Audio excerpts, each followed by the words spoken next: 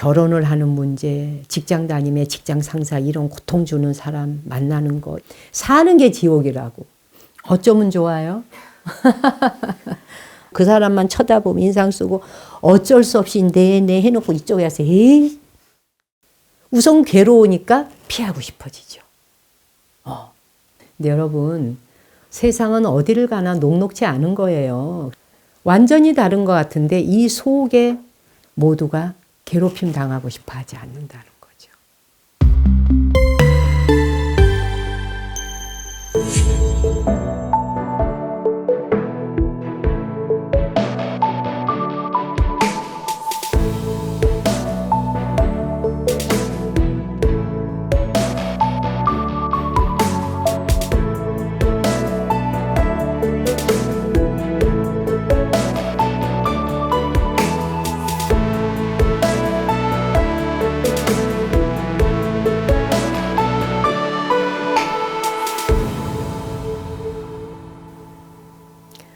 직장 생활을 하면서 그런 느낌과 감정을 받으며 살아야 한다는 것은 현대인들에게 굉장히 큰 골칫덩어리일 것 같아요. 제가 직장 생활을 해보진 않았지만 사실 절집안 생활도 직장 생활 못지 않은 거거든요. 우리도 이 상하관계에 층층 시야에서 살아야 되잖아요. 어디를 가든지 조직 안에는 문화가 그런 게 있죠. 그렇지만 여러분이 겪는 것과는 또 좀 컬러가 다르죠. 어떤 면에. 근데 제가 이 질문을 하니까 그 영상에서 유튜브에서 봤는데 너무 재밌었어요. 그 청년 이야기가. 그 무슨 과장이래요. 그 사람이 현재 과장인데 이제 이런 거에 대한 조언을 해주는데 야 그래 맞다 이러고 깔깔깔 혼자 웃기다 이랬는데 무슨 말이냐면 당신이 만약에 무능력한 일에 대한 그냥 아무것도 해내질 못해. 그러니까 자기가 2배로 일을 해내야 되잖아요. 그러니까 굉장히 피로도가 쌓이죠. 근데 그 청년이 뭐라 그러냐면 그래도 그 사람한테 들이받으면 안 된다. 들이받지 마라. 그 이유는 네가 받는 월급 속에 그 못나고 무능력한 상사를 모시고 사는 것까지 다 들어가 있다. 그 월급 안에. 네가 받는 월급에 그게 제외된 게 아니다. 이 말에 제가 빵 터져가지고 엄청 혼자 웃었어요. 이야 참 저게 현실의 법문이다. 제가 이 생각을 했거든요. 그러니까 여러분이 살아가는 직장 생활이 녹록지 않죠. 근데 여러분 세상은 어디를 가나 녹록지 않은 거예요. 그래 만만하게 보시면 안 돼요. 만만할 거라고 상상해서도 안 되고요. 그리고 사회라는 곳은요, 그 집안에 가족이 살고 있는 울타리가 아니에요. 여기서 이 피라미드 놀듯이 이러던 데가 아니에요. 나가갖고 고래도 상대해야 되고 상어도 상대해야 되고 오만 종류를 상대하면서 거기서 막 살아남기 위해서 이리저리 피하고 막 헤엄치는 법도 알아야 되고 물속 깊이 들어갔다 빠져나오고 이거 다 자맥질 다 배워야 됩니다. 그들이 나 공부시키는 거잖아요. 그들이.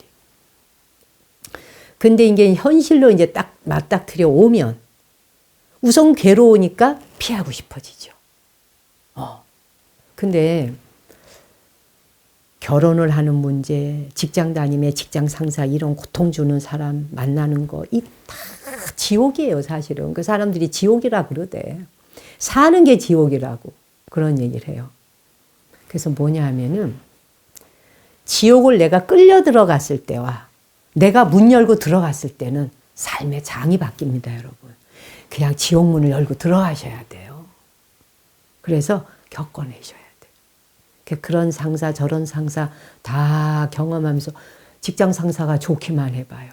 온실 안에서 큰 장미가 돼갖고 그 장미가 추운데 내놔봐. 당장 얼어서 티꼬부라지지. 안 그렇겠어요? 우리도 그 출가해서 행자와 3인이 시절 이렇게 보낼 때는 그런 상사 같은 사람을 만나요. 마주칩니다.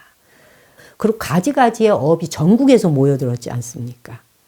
이 업들이 막 춤을 추지 않습니까? 각자의 업이 다 나와 봐야 되잖아요.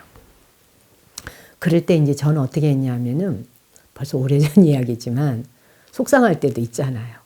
그리고 아랫사람이라고 말 한마디 하면 어디서 대꾸하느냐고 막 이렇게 날아오잖아요. 어디 말 대꾸를 하느냐고. 이렇게 날아오니까 그때는 연탄을 뗐거든요. 지금도 기억나요. 그럼 연탄 찍는 집게 있죠. 연탄 집게. 그 부지깽이 집게를 들고 연탄 이렇게 갈면서 연탄 집게를 들고 신묘장구 대다란이를 외웁니다. 신묘장구 대다란 이렇게 막 곡식 털듯이 터는 거지. 털면서 신묘장구 대다란이 하다 보면 그 감정이 싹 또 없어져요. 또 견딜만 한 거죠. 그때마다 그 상황으로부터 넘어서는 법을 배우는 건 참 중요한 것 같아요. 그 감정을 그대로 여기다 쌓아두고 보따리를 챙겨서 이따만하게 만들고 병 만들고 막 소화제 약 먹고 다니고 병원 가고 인상 쓰고 다니고 그 사람만 쳐다보면 인상 쓰고 어쩔 수 없이 네네 해놓고 이쪽에 와서 에이 막 그냥 탁 집어 던지고 이래봐. 누구 손해입니까? 렛고 할 수 있는 구멍을 열어야 돼요. 탈출구. 그 렛고 할 수 있는 탈출구가 우리는 연구를 하면서 그게 렛고 했거든요. 신묘장구 대다란을 지금도 제가 생각나는 거예요. 이게 부지깽이를 들고 막 두드리면서 하면 신바람이 납니다. 막 모라경지에 들어가서 나중에는 그 신묘장구 대다란이가 막 모라경지에 들어가게 하는 진원이잖아요. 이 다란이가 막 7번, 10번 막 외워보세요. 그냥 막. 그럼 막 저 사람이 했던 감정 같은 거 그까짓 거 렛고 다 없어져요. 또 그 순간. 근데 또 오죠. 폭풍이. 당연하죠. 또 오고 또 오죠. 그때마다 또 넘어야죠. 한 번 넘었다고 안 넘을 것 같으면 인생살이에 뭔 재미있겠어요, 사실. 예, 그렇잖아요, 여러분. 근데 아주 심하게 덮쳐오는 파도가 있습니다. 이게 너울이 덮쳐오듯이 확 덮쳐와서 그냥 팍 진짜 출가를 포기하고 싶도록 만드는, 직장을 포기하고 싶듯이. 아, 내가 이놈의 직장 그만두지. 아, 내가 딴 데로 가지. 뭐 이런 생각 하신다면서요. 그처럼 우리 출가자들도 아유, 내가 왜 이런 데 와서 고생이야. 누가 오라 그랬어? 자기 스스로. 근데 그러면서도 그런 상황을 견뎌보는 거예요. 왜? 그 사람이 내 삶을 살아줄 거 아니니까요. 내 인생은 내 거고 내 몫이거든요. 여러분도 여러분에게 그런 렛고 할 수 있는 장치가 좀 필요하다는 겁니다. 지금 이제 이분의 질문을 들으면서 괴롭고 힘들게 하는 사람이 곁에 있을 때 그 사람에 대해서 그 렛고 하는 방법과 나를 추스르는 방법 여러 가지 있잖아요. 부처님께서 일러주신 방법은 연민의 마음을 가지라는 겁니다. 그래서 부처님께서는 오래전부터 제자들에게 자애심을 가르쳤던 거거든요. 자애심 명상이라는 게 초기 불교 시대에서부터 자리를 합니다. 그게 왜냐하면 내게 적대감을 가지고 다가오는 사람들. 그런데 내가 이 사람을 어떻게 해결할 방법이 없어. 해결할 방법이 없는 순간에 해결 안 된다라고 그 사람을 미워하거나 싫어하고 저항하는 것으로서 다가가지 말고 자애심을 가지고 연민하는 마음을 가짐으로써 세계관을 넓히라는 거죠. 근데 이 세계관을 넓혀가는 데에 그 첫 번째 해야 될 행동이 있습니다. 그게 뭐냐면 불가에서도 이런 역경, 그런 상대해야 되는 사람을 바로 내 상사라서 안 만날 수가 없는, 피할래야 피할 수가 없는 사람과 마주해야 되는 순간에 돌아봐야 하는 게 나의 암한심을 돌아보는 겁니다. 왜냐하면 내가 저 사람을 무시한다는 것은 너보다 내가 낫다는 생각이 있는 거거든요. 너보다 내가 잘난 게 있어. 너보다 내가 나아. 그래서 내가 잘났다라고 하는 생각이 나도 모르게 이 바탕에 깔려 있는 거죠. 그러니까 저 사람이 못나 보이니까 무시해도 되는 걸로 생각하는 거예요. 그래서 불교에서 이제 아만이라 하거든요. 아만. 아만의 마음을 다스리는 것으로부터 자애심이 첫 출발을 하게 된다.